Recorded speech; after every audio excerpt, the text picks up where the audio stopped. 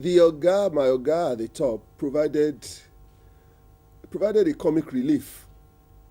If you ask me really from professional point of view, it's not as serious as I've been played out. But it's funny because in the sense that the person who came to speak is a senior member of that organization, and it was assumed that he would have that information. I suspect that maybe he was just overwhelmed, or there was a momentary blank out. Yeah. But then this brings us to the more serious issue of viral communication. Within a day or so of that material hitting, there had been over 10,000 hits. I don't know how many hits now. And there have been many cartoon versions or musical versions of it, which really tells us about the power of the media. It tells us about the power of communication. It's no longer a matter of what people did. Is it good or is it bad? But is it effective? And if you link this to what happened during all of those unrest that started, in the Middle East, those governments were brought down not by guns, not by bullets, not by tanks, but by the mobile phone, social media. So it's so critical, and we haven't even begun to see the power of this medium. In the months and years to come, it's going to determine everything that we do. At the touch of a button, it's going to determine who becomes your president. The power, the influence is literally, unlimited. I think that is what all of us should take away from what has happened so far. Okay, therefore, going forward, into 2015, I just want to hazard, what APCON should be doing.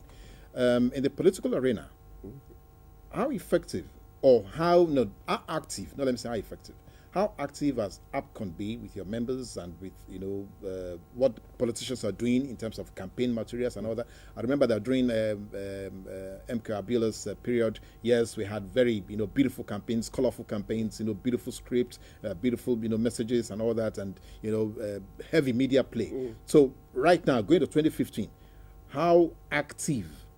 I mean, by now, I'm sure there should be talks and discussions, going on. So how active will APCON be going into 2015? Let's put APCON a little by the side. Let's talk of the main advertising practitioners. Very smart politicians, and I like to say this here, have always used the services of professionals. The Abiola campaign, the very first time that you'd have such a massively successful campaign, was put together by two Nigerian agencies. Actually, in the main, a Nigerian agency, hugely successful. One of the most talked about campaigns is by Jimmy Agbaje, put together also by a Nigerian advertising agency. So any politician who is smart should identify a good and strong agency. Let them determine your strategy. Let them package you properly. Margaret Thatcher showed it. In the UK, she won during a difficult time because I think the Saatchi and Saatchi brothers were able to put together a brilliant campaign. Agencies, this is what we know how to do. So why do you want to go to a quack? If you were ill, would you go and meet someone who didn't know anything about medicine? So let them come to the agencies. There are fantastic Nigerian professionals. We've been doing this business since 1928. We know it very well. We do it very well. We're as good as any practitioner out there. We've competed with the best all over the world, and we have bested them. We are good. Let our politicians work with Nigerians. No foreign agency can understand the Nigerian terrain better than we do. The materials are there, the people are there. Now, the question that will be hanging on that, or at the back of it, will be the fact that, knowing the way Nigerians look at Nigerian politicians, so will these agencies therefore be helping to sell lies or empty packages to Nigerians, or would they, as consultants, would they also let the politicians know that this cannot be offered? Advertising does not sell lies. It's propaganda that sells lies. We are not propaganda people. We are advertising practitioners.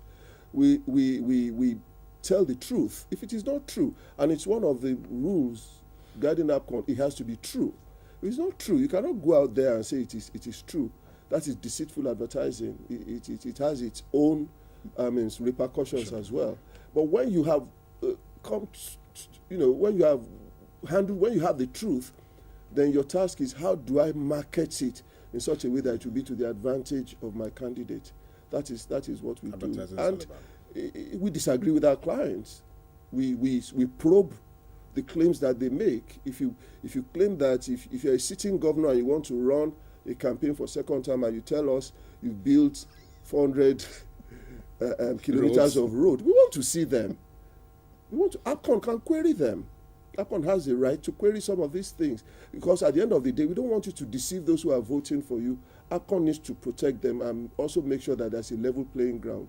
We don't want to approve lies that will work against the candidacy of another candidate. Yeah. All right. Now, that's again another wonderful reaction there. Local content. I'm just jumping, the gun so that we'll keep, recycling these issues. Local content. Okay, we have. We'd like to let our viewers know that you have the lines opened now, so you can call in so that Lolo Akinwumi can therefore take on your questions and your comments or your, whatever you would like to say. Is here with us in the studio. The line is right on your screen now. 081-291-81416, 081-291-81416. Please expect your call. And don't forget, you can follow also the conversations later on YouTube, so you can then, either ask him more questions, which you can farm out to some of his other executives. Now, local content.